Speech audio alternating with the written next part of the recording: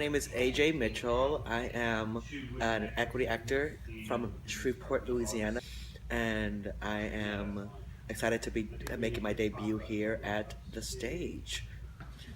So it's interesting. The question is the last time I was discriminated against, and I kind of entered the world in several different identities, and one of them, of course, is being a Black American, and one is being a queer American, and both of those identities often intersect.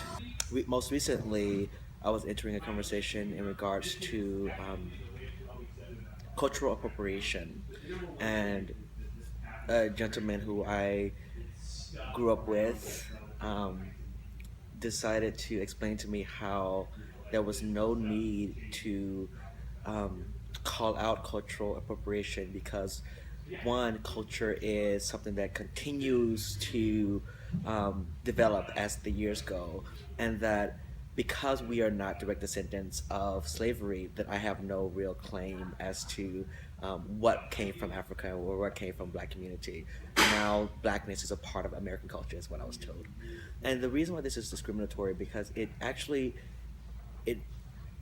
completely dismisses how much trauma and how much post-traumatic stress that has happened due to the fact that I am a descendant of genocide. So active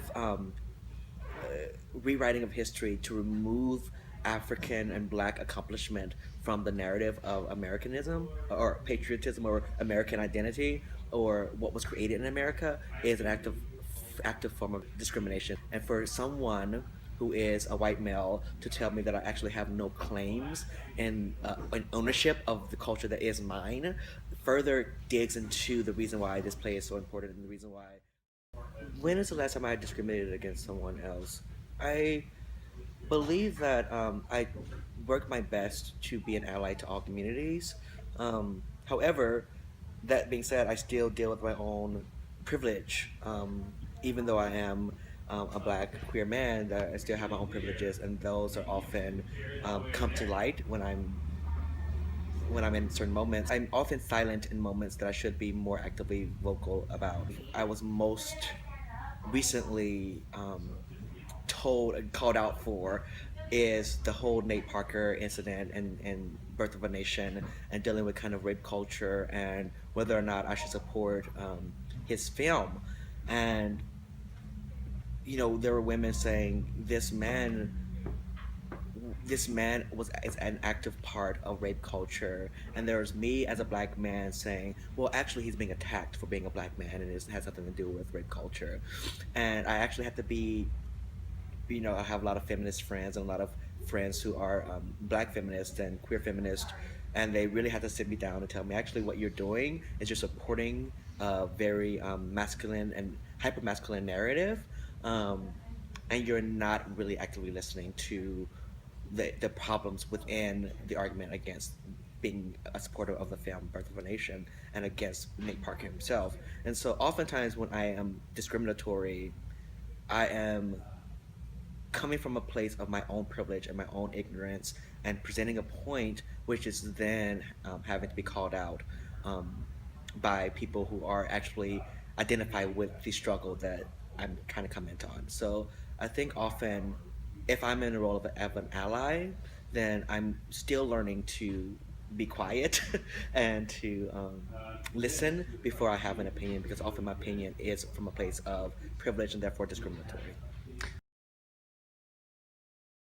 What have I learned from this production? I've learned so much. One of the things that has struck me the most from this presentation is this kind of obsession with names.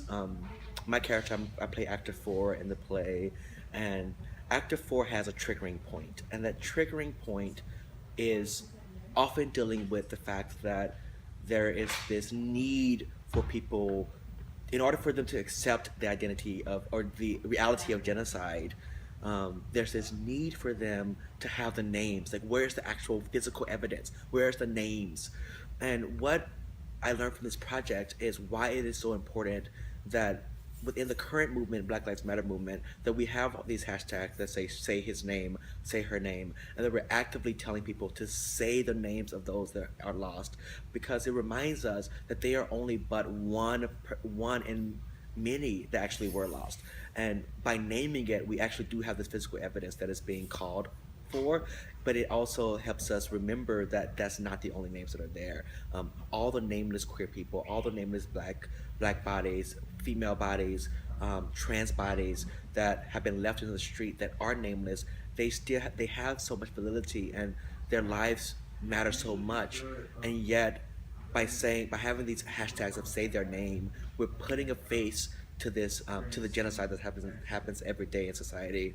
And the Herero people and the Nama people in Namibia, they didn't have those hashtags. They didn't have social media that they could say those names, and those names were lost, and those cultures were lost in that really horrific way. And so, it's this show has taught me the importance of really saying these people's names, making sure that I know their names, making sure that their names are being said aloud, that we read them, that we know them, that we don't hide from them, because that's how we know genocide is happening, and that's how we can fight it, stop it from happening.